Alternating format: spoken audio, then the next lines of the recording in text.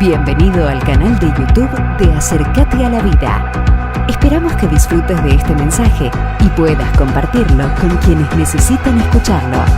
No olvides suscribirte y hacer clic en la campanita para no perderte de nuestras actualizaciones. Y gracias a cada uno que está en esta mañana participando de este encuentro. Primero que nada, buen día. Gracias a los que respondieron, los demás están muy entusiasmados. Buen día. Y ahora de verdad, buen día. ¿Cuántos hay? Levanten la mano los que están dormidos. Mirá, dos allá atrás. Qué bueno. Quiero tomar el primer minuto para decirte que no estás aquí como un mero espectador de un show. Si acaso te sentiste que viniste a ver lo que pasa, quiero animarte a cambiar esa posición. ¿Y por qué digo esto? Porque cada uno que está aquí es protagonista de lo que pasa aquí. El primer protagonista que está aquí en esta mañana es Dios. Y no como un mero protagonista. A mí a veces me resulta contradictorio decirle a Dios que le damos la bienvenida al culto. Porque realmente creo que Él llegó antes que nosotros. Y nos estaba esperando. Y en todo caso, nosotros somos los que somos recibidos y bienvenidos de parte de Dios. Si alguno cree esto, puede decir amén. Segundo, el segundo protagonista o el resto de los protagonistas, los que nos guían en la alabanza, en la adoración, tienen un rol sumamente importante. ¿Sabe por qué? Porque empezando por Maxi y el resto de los hermanos que están aquí, no vinieron a hacernos cantar. La función de ellos no es que nosotros cantemos, porque en todo caso, si yo me meto entre las filas de los que están sentados acá y empiezo a escuchar cómo cantan, yo digo, no, mejor paremos y hagamos otra cosa. No lo digo por lo demás, lo digo por mí. Ellos han venido a guiarnos y a conducirnos en un tiempo de adoración a través del cual nosotros somos guiados a entrar en la presencia de Dios, a expresarle a Dios nuestra adoración. Es decir, ellos son protagonistas inspirados desde el cielo, con la música, con el canto, con lo que nos expresan, de manera que no son simples músicos, son gente de reino que ha venido a cumplir un rol de parte de Dios. Bueno, a mí me toca una parte de esa, no lo voy a destacar porque es la mejor, pero dígame, sonríase. Pero los protagonistas reales, los principales protagonistas después de Dios en el culto es cada uno de los que está aquí. Porque usted no vino simplemente a presenciar y escuchar. Usted vino a participar de un encuentro de comunión. Esto es una expresión clara y visible de lo que es el cuerpo de Cristo. Sería bueno que usted tienda la mano, toque el que está al lado y le diga esto. Mira, antes de hacerlo, diga esto, porque usted tiene que entender el concepto del cuerpo de Cristo. Nosotros nos pertenecemos los unos a los otros, no somos entes separados. Si bien es cierto, nos movemos de manera independiente, lo concreto es que estamos vinculados por un lazo en el Espíritu, por un lazo celestial, por el vínculo que tenemos a través de la cruz de Cristo, porque hemos sido constituidos familia de Dios, cuerpo de Cristo, y por lo tanto nos pertenecemos los unos a los otros. Por eso ahora le pido que te toque al que está al lado y le diga, te pertenezco y me perteneces, te pertenezco y me perteneces. Y estamos aquí como cuerpo de Cristo. Escúcheme lo que le voy a decir ahora. Aquí está su protagonismo. Usted vino a escuchar a Dios y a darle una respuesta a Dios. Usted ha venido a darle una respuesta a Dios. De manera que usted, cuando usted canta, cuando usted ora, cuando usted recibe la palabra, usted está siendo protagonista. Y cuando se ha compartido la palabra y usted da una respuesta, usted es protagonista. El culto no es para que usted esté en un show. El culto es para que seamos protagonistas de una misma cosa: honrar al que vive, sigue sentado en el trono y es nuestro Padre eterno. Por eso es que lo aplaudimos y lo honramos para la gloria de Dios.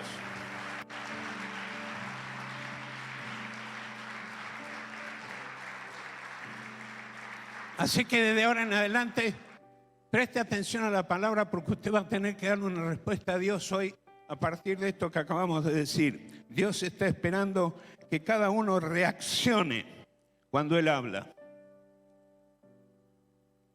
Que cada uno reaccione.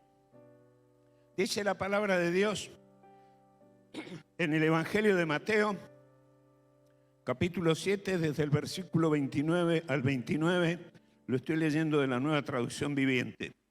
No todo el que me llama Señor, Señor, entrará en el reino de los cielos, solo entrarán aquellos que verdaderamente hacen la voluntad de mi Padre que está en el cielo. El día del juicio, muchos me dirán: Señor, Señor, profetizamos en tu nombre, expulsamos demonios en tu nombre e hicimos muchos milagros en tu nombre. Pero yo les responderé: nunca los conocí. Aléjense de mí ustedes que violan las leyes de Dios. Y aquí viene una parte del texto extraordinaria. Todo el que escucha mi enseñanza y la sigue, es decir, la obedece, todo aquel que escucha mi enseñanza y la sigue es sabio, dice la palabra. Como la persona que construye su casa sobre una roca sólida. Aunque llueva a cántaros y suban las aguas de la inundación y los vientos golpeen contra esa casa, no se vendrá abajo porque está construida sobre un lecho de roca. Sin embargo, el que oye mis enseñanzas y no las obedece es un necio, como la persona que construye su casa sobre la arena. Cuando vengan las lluvias y lleguen las inundaciones y los vientos golpeen contra ella, se derrumbará con un gran estruendo. Cuando Jesús terminó de decir estas cosas, las multitudes se quedaron asombrados de su enseñanza, porque lo hacía con verdadera autoridad, algo completamente diferente de lo que hacían los maestros de la ley religiosa, o de la ley religiosa. Yo titulé el mensaje de hoy: no coquetees con Dios. Hay mucha gente que se la pasa coqueteando con Dios y ahora voy a explicar lo que quiero decir con esto. Primero, en los planes de Dios, las condiciones las pone Él.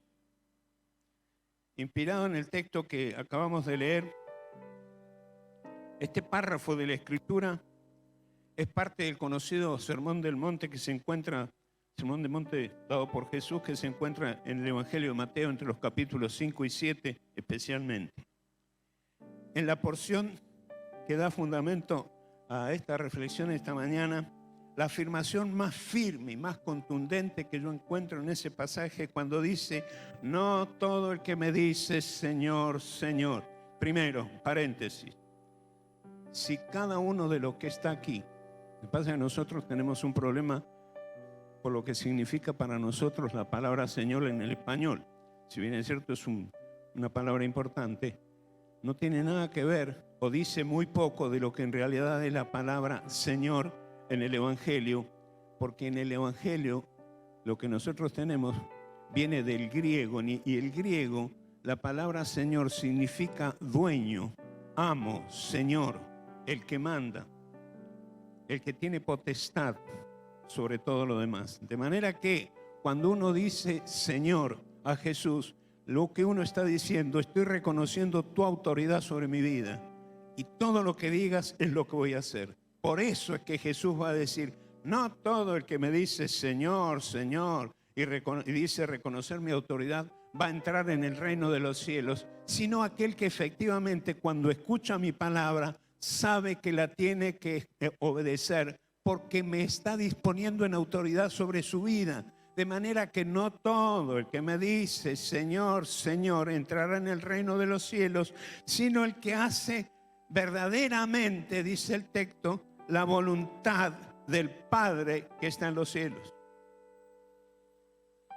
De allí que afirmamos que en el plan de Dios, diseñado para la gente y para vivir bajo la bendición de Dios, las condiciones las pone Él. Muchas personas pretenden vivir su cristianismo pensando otras condiciones y de ese modo andan coqueteando, viviendo de una manera distinta, a su manera, suponiendo que Dios acepta las formas que cada uno decide. ¿Qué significa coquetear? Para que nos ubiquemos en la palabra. La palabra coquetear tiene dos acepciones. La primera dice que coquetear, una persona anda coqueteando para agradar y atraer a otras con medios estudiados y generalmente por mera vanidad. La segunda acepción es muy importante. Dice que coquetear es tener una relación o implicación pasajera en un asunto o una actividad, una ideología, pero sin llegar a un compromiso serio. Es decir, yo digo que creo en Dios, que amo a Dios, que Dios me interesa, pero yo hago lo que se me da la gana. Y en todo caso que Dios se adapte a mi forma de ver la cosa. Eso es coquetear con Dios. Entonces, algunos ejemplos. ¿Qué significa en la práctica coquetear con Dios? Número 1, acomodar a Dios a nuestros pensamientos. ¿Veo esa gente que dice, está hablando de fe, de Dios, esa gente que te dice, yo pienso que, y te explican qué piensan. Yo no le hago mal a nadie, hago todo el bien que puedo, y eso está muy bien, pero eso no es el total del plan de Dios. Una cosa es hacer todo el bien que se puede, otra muy distinta es reconocer que a pesar del bien que hacemos, la condición de pecadores no la erradicamos de nuestra vida a partir de lo que hacemos. Es decir, la llave de entrada al reino de Dios no es tu voluntad ni la mía. La llave de entrada al reino de Dios es entender que el pecado ha roto mi relación con Dios. Yo sigo siendo pecador. Número 2, entender que la única manera de reconciliarnos con Dios es reconocer que el único medio para lograrlo es reconocer a Cristo como Señor y Salvador de nuestras vidas, que fue el que pagó en la cruz del Calvario por nuestro pecado. Número 3, entender que la iglesia es el cuerpo de Cristo y necesitas unirte a la iglesia y ser parte de ella. ¿Alguno dice amén a esto? Gracias. Pero no lo digan en silencio, díganlo en voz alta. En el plan de Dios no hay espacio para los llaneros solitarios. Mira eso que dice uno escucha muchas cosas. Yo no quiero saber nada con los curas ni con los pastores. Yo no voy nunca a la iglesia, pero yo estoy bien con Dios. A ver, como decía el pastor Juan Balistreri, si frente a una cosa, una persona dice que esa cosa es negra, tiene razón. Y si dice que es blanca, tiene razón. De todos modos, tiene razón. Es decir, pensá lo que quieras. Está bien, es tu derecho, es tu libertad. Pero no pretendas que Dios se ajuste a tu forma de mirar las cosas. La iglesia no es simplemente un lugar de encuentro. La iglesia no es un lugar de encuentro. El templo no es la iglesia. El templo es un sitio donde la iglesia viene a reunirse. La iglesia es el cuerpo de Cristo constituido por personas que tienen la misma fe, han abrazado el mismo Dios y escuche esto, somos parte del mismo proyecto divino que tiene que ver con establecer el reino de Dios en esta tierra y tiene que ver con llevar a las personas al conocimiento de la verdad en Cristo Jesús, lo cual transforma toda nuestra vida y nos enseña a vivir conforme al estilo del reino de Dios establecido en los cielos y bajado a la tierra a través de la iglesia. De manera que la iglesia no puede, o mejor dicho, tu fe en Dios, tu compromiso con Dios no puede ignorar la iglesia, te tenés que injertar en la iglesia. Yo no vine esta mañana estaba pensando cuando arranqué y me levanté a las 6:30 de la mañana para repasar lo que tenía que hacer y prepararme y todo eso. Estuve especulando si venía con mis 2 manos o para venir un poquito más liviano dejaba una en casa y me venía con un solo pie, entonces usaba un solo zapato. No pude. ¿Por qué? Porque el cuerpo es completo. Así que el día que vos no estás en comunión con la iglesia, no te estás haciendo daño solo, estás dañando la comunión del cuerpo de Cristo.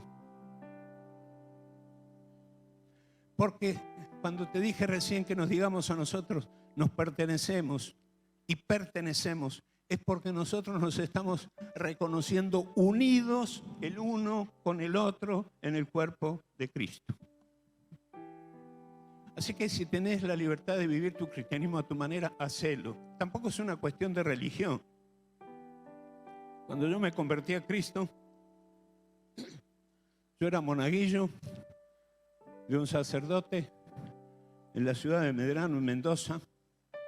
Así que yo estaba siempre metido ahí al lado del sacerdote, con la tradición y las costumbres y el formato de la Iglesia Católica.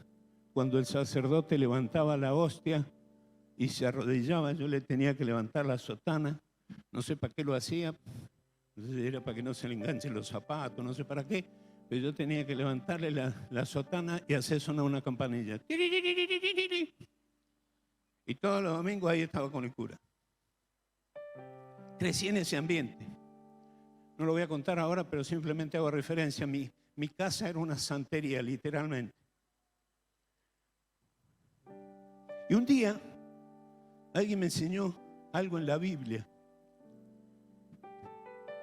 Y me quedé muy mal.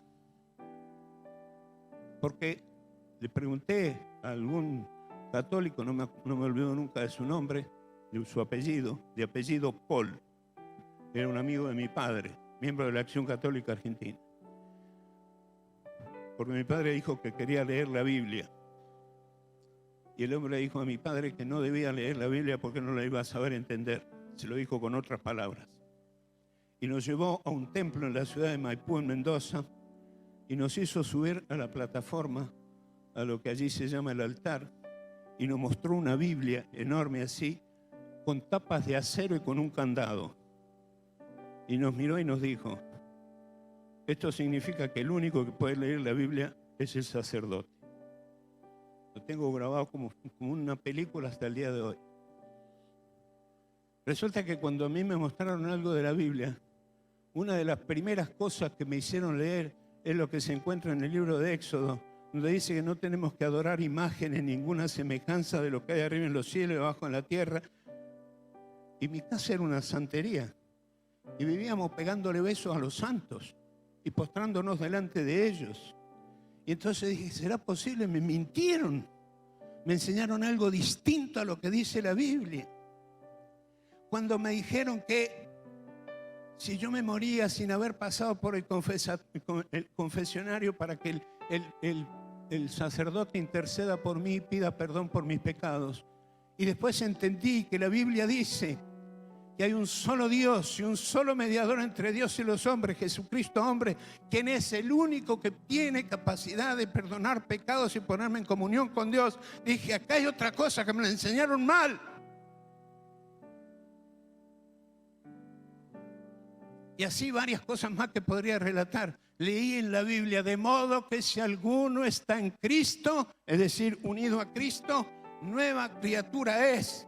Las cosas viejas pasaron, Él las hace todas nuevas.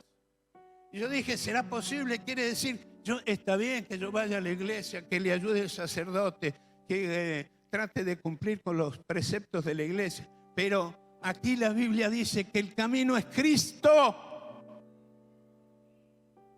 y que Él transforma las vidas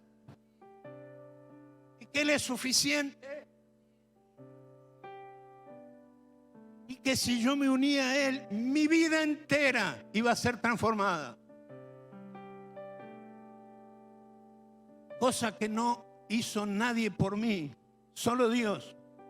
Yo no me voy a poner a contar hoy la transformación que Dios produjo en mi vida, pero me la transformó completamente.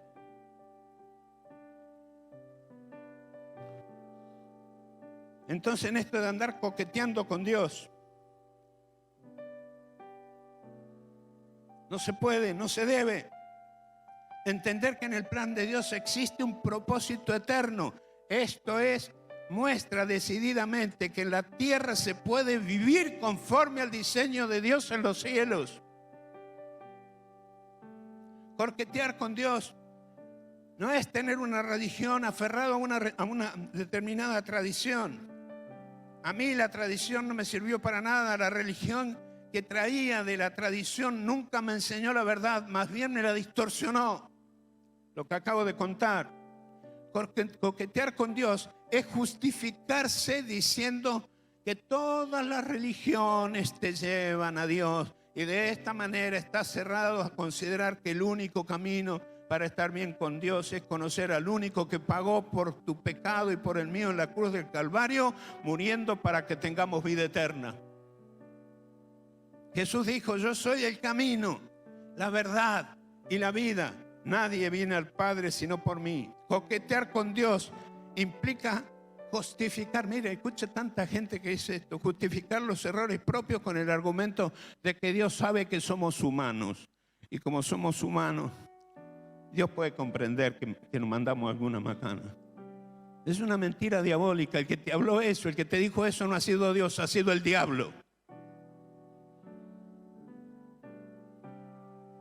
El tema no es que Dios te comprenda, sino que vos comprendas a Dios y acepte lo que Él ha planeado para tu vida. Coquetear con Dios es pretender corregir el plan de Dios para que Él acepte lo que yo creo. El diseño de Dios es perfecto y único y no existen segundas alternativas. De allí que el plan de Dios no admite correcciones, ya está hecho, ya está completo. Para dejar de coquetear con Dios se debe entender y aceptar que el plan de Dios es que vos creas en su plan y aceptes sus condiciones. Lo que Dios propone es que dejes de diseñar alternativas para tu reconciliación con Él y aceptes que Él ya lo diseñó y en Cristo nos podemos reconciliar. En el plan de Dios se incluye la fe y la obediencia. En el plan de Dios no hay fe completa sin obediencia. Y no hay obediencia si uno no tiene el fundamento de la fe.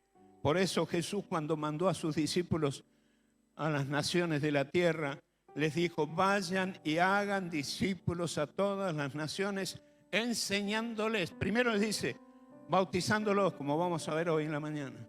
Bautícenlos en el nombre del Padre, del Hijo y del Espíritu Santo. Y segunda cosa que les dijo es: enséñenles a obedecer. Diga conmigo: obedecer, bien fuerte que se oiga. Obedecer. ¿Cómo dijimos? Jesús dijo: enséñenles a obedecer todo lo que he mandado. Todo. No lo que mandó cualquiera. No mi pensamiento, no mi formato religioso, no lo que no, lo que Él mandó. Y el bautismo es una señal precisa, completa. No voy a poner a explicar eso ahora, de lo que es la vinculación con Dios. Segundo punto que quiero mencionar, yo lo llamé la sorpresa, la gran sorpresa. La gran sorpresa del que vive de acuerdo con sus propias ideas y no conforme al plan de Dios será descubrir al final de todo que estaba equivocado. Pero ya es tarde. Por eso ahora es el tiempo. Mientras estás bien, mientras estás vivo, mientras estás escuchando esta verdad. Hoy es el día. La gran sorpresa del que vive de acuerdo a sus propias ideas y no conforme al plan de Dios será descubrir al final que no le sirvió para nada toda su especulación. Qué triste y decepcionante es descubrir al final del camino que transitaste todo el tiempo que ibas a llegar al destino correcto y cuando llegaste te enterás que estás equivocado. Por eso Jesús dijo, en el día del juicio, muchos van a decir, Señor, profetizamos en tu nombre. Señor, echamos fuera demonios en tu nombre. Señor, sanamos enfermos en tu nombre. Y aquí hay un detalle antes de completar el versículo. No es mencionar el nombre, es reconocer y obedecer al que lleva el nombre, al portador del nombre. Los demonios nombran a Jesús, pero viven en el infierno.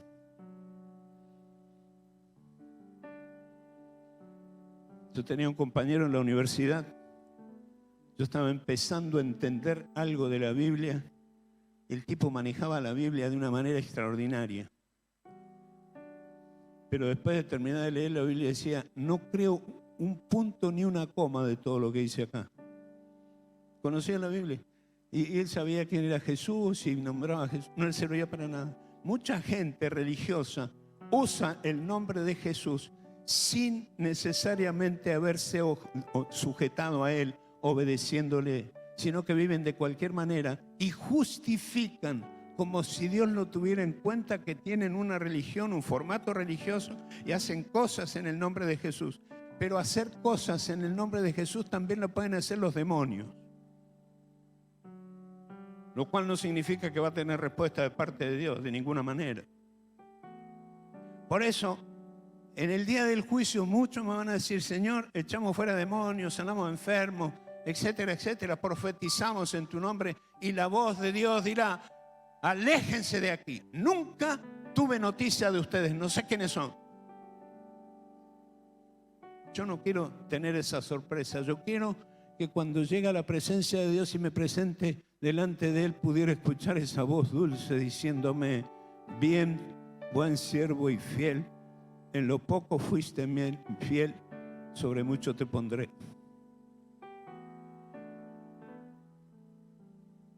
Por eso, en tercer lugar, quiero pedirte, sé sabio. Sé sabio.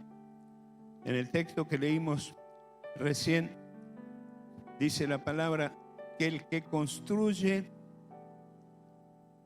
sobre la roca es sabio.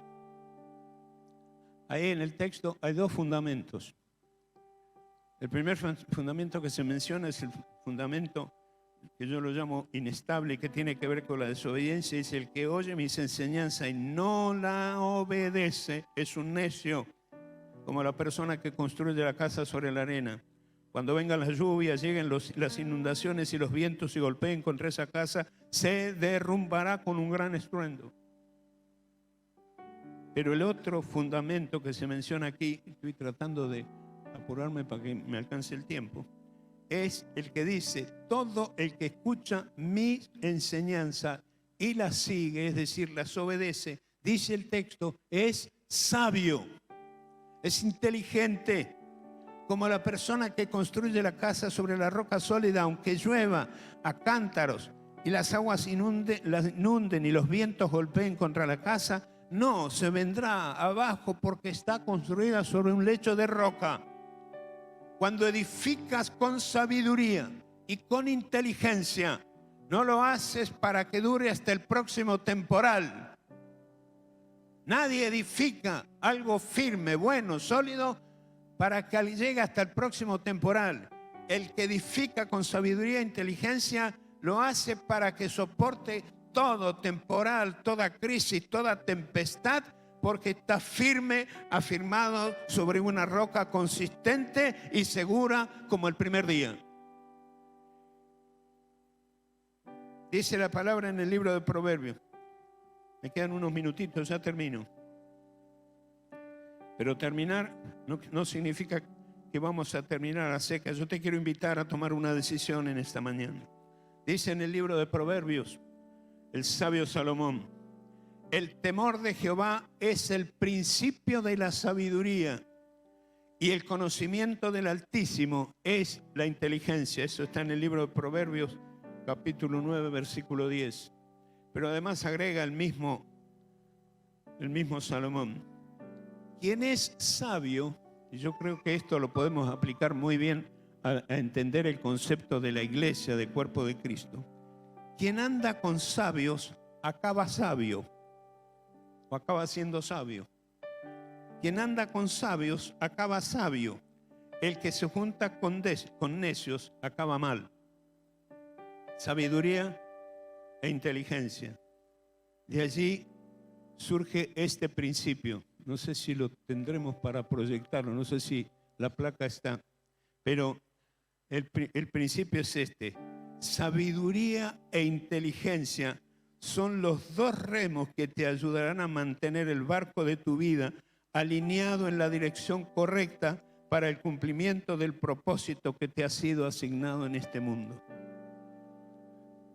Yo no soy navegante, solamente alguna vez me metí con un amigo en una canoa en el lago Nahuel Huapi. Menos mal que pudimos salir, porque cuando me enteré que estábamos en un lugar donde la profundidad era 110 metros y yo no sé nadar, dije: Señor, que la lanchita no se rompa. Pero ahí pude enterarme de qué pasa si uno rema con un solo remo. Lo único que hace es girar. Y si el otro gira en el sentido contrario. Por eso hacen falta los dos remos. Sabiduría e inteligencia. No es lo mismo. No me voy a tomar esta mañana el tiempo para explicar qué es una cosa y es otra. Simplemente grábese este principio. Sabiduría e inteligencia son los dos remos que te ayudarán a mantener el barco alineado en la dirección correcta para el cumplimiento de tu propósito, el propósito que te ha sido asignado para tu vida en este mundo. Ahí Jesús dijo qué cosas había que obedecer.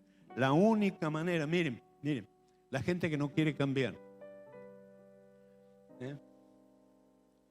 Yo me acuerdo que el gran conflicto que tuve en mi familia, el día que, por haber descubierto que no me estaban enseñando bien, y no, yo no tengo nada contra los católicos, tengo muchísima gente amiga y conocidos católicos y familiares católicos, no tengo nada contra el catolicismo, a mí no me sirvió, simplemente eso digo, a mí no me sirvió. Por eso el día que yo decidí unirme a una iglesia evangélica, tuve un gran conflicto con mi padre, que no pudo entender que yo había quebrado la tradición que venía desde mis abuelos. Y respeté y amé profundamente a mis abuelos. Pero mi abuelo no me enseñó la Biblia. Mi abuela no me enseñó la Biblia. Ni mi madre ni mi padre. Porque lo tenían vedado. El pastor Juan Balistreri dice: la única manera de poder cambiar algo que uno ha creído toda la vida es poner en tela de juicio todo lo que uno ha creído hasta hoy.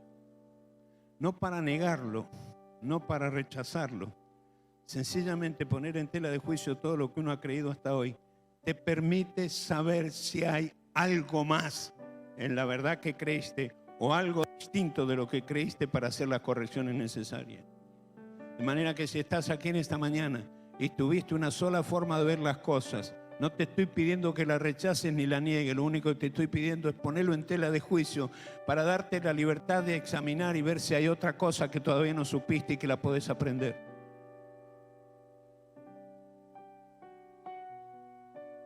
Porque si tuviste, como yo lo tuve, una forma de ver la vida cristiana a mi manera, conforme a lo que yo creo y a lo que a mí me parece, para poder tener la libertad de hacer las cosas como a mí se me antoja, y hoy te das cuenta que eso no es el diseño divino, pon en tela de juicio lo que has creído hasta hoy, simplemente para darte el permiso y la libertad de analizar si hay otra cosa más que debes saber.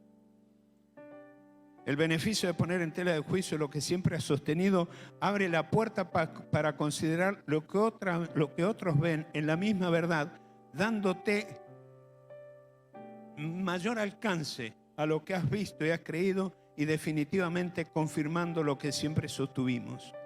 Narrar la experiencia propia sería como ponerle un fundamento práctico a lo que estoy diciendo.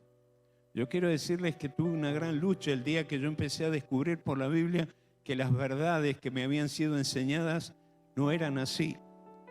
Y tuve un conflicto interior tremendo, pero ya había empezado un camino de analizar y buscar y corregir y tratar de entender la verdad como la verdad es dicha por Dios.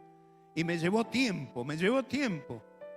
Miren, para que ustedes entiendan, mi padre, cuando yo me fui a estudiar a San Juan, estaba estudiando en la universidad, y mi padre, como miembro de la Acción Católica Argentina, me dio un crucifijo grande así, y me lo había puesto él en mi mesa de luz, donde yo dormía, en San Juan.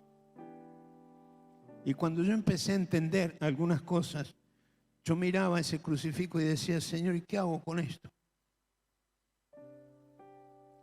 Porque me pesaban dos cosas.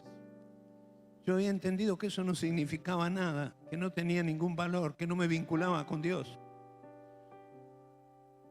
Pero yo sabía el conflicto que se agravaba con mi padre, que cuando yo decidí empezar a congregarme en una iglesia evangélica, literalmente me echó de mi casa y me dijo, olvídate de tu madre, nunca más vuelvas a casa.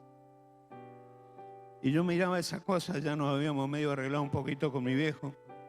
Y digo, si parece mi viejo y no ve el crucifijo acá, ¿qué va a pasar? Pero un día no resistí más y yo tenía una valija para guardar algunas cosas, no la ropa, otras cosas, debajo de mi cama. Así que lo agarré y lo metí en la valija debajo de mi cama. Y tal cual como pensé que iba a ocurrir, un día apareció mi viejo.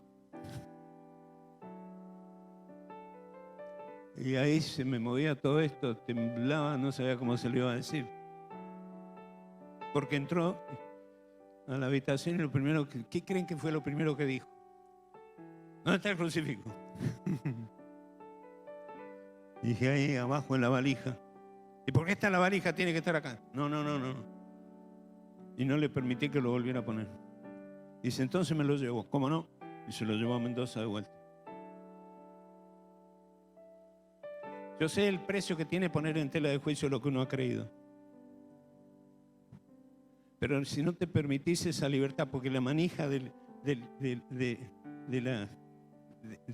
análisis no la tiene otro, la tenés vos en tus manos. Entonces vos podés analizarlo todo y después decir, no, esto nuevo no corresponde, me quedo con lo que yo siempre supe. Pero en ese tener la manija del análisis de las cosas en tus manos, en tu mente y en tu espíritu, tener la libertad de decir, qué interesante, acá hay algo que yo nunca había visto, que nadie me enseñó, que nunca me mostraron, y está acá en la Biblia, donde yo descubro y sé y entiendo que es palabra de Dios.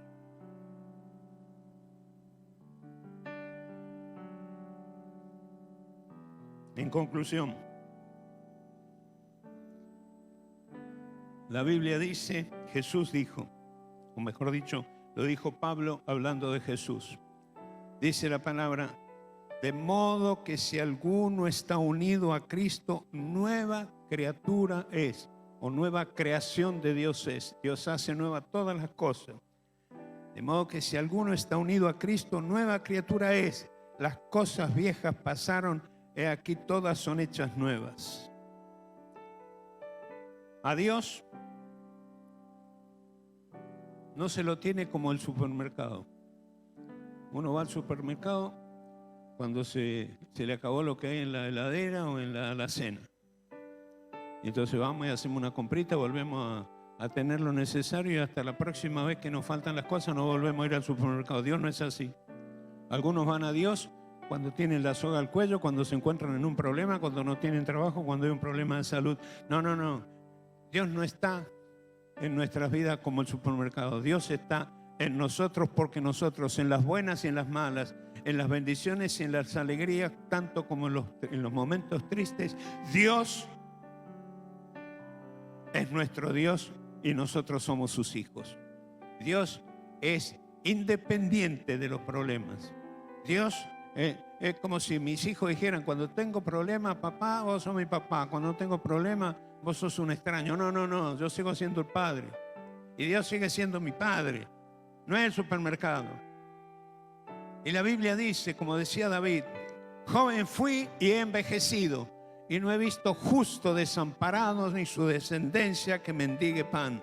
Y acerca de eso podríamos abundar en cantidad de cosas que dice la Biblia. Pero simplemente digo: de modo que si alguno está en Cristo, nueva criatura es. Las cosas viejas pasaron, Él las hace todas nuevas. A Dios se lo obedece, se lo honre como el dueño de nuestras vidas. Él es el dueño, y si Él es el dueño, Él es el que manda. Y si Él es el que manda, nosotros obedecemos.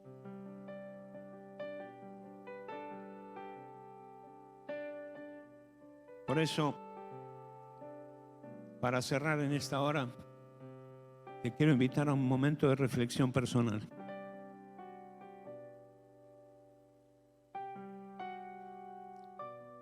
La razón de cerrar los ojos no es un rito, es simplemente a los efectos de que nadie se distraiga ni nadie te distraiga.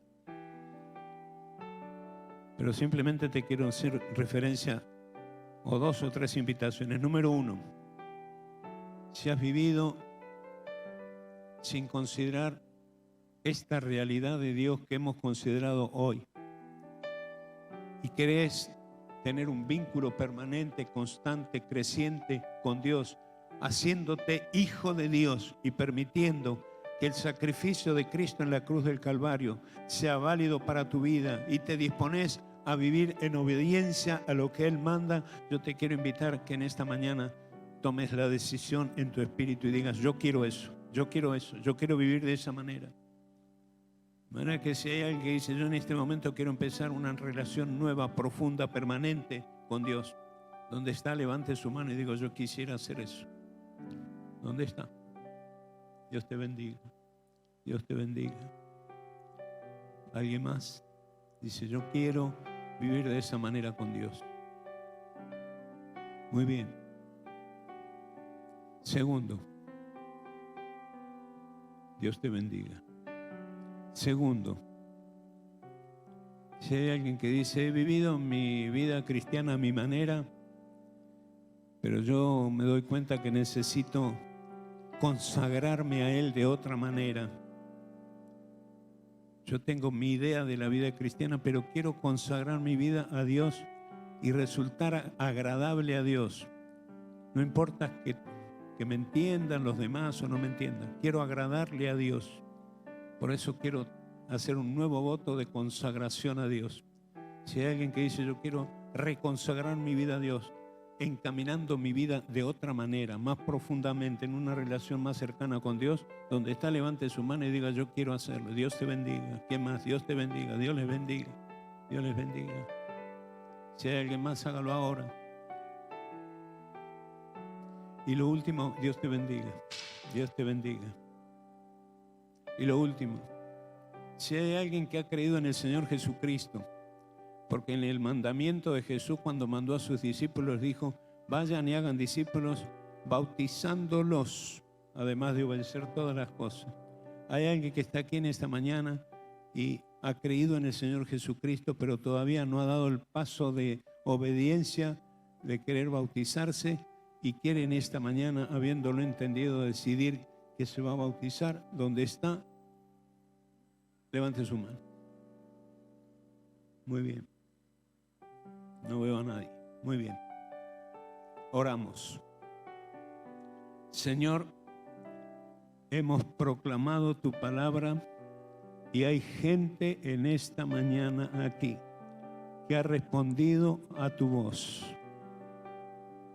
reconociendo la necesidad de un un encuentro profundo con el Señor Jesucristo, recibiéndolo como Señor y Salvador de sus vidas.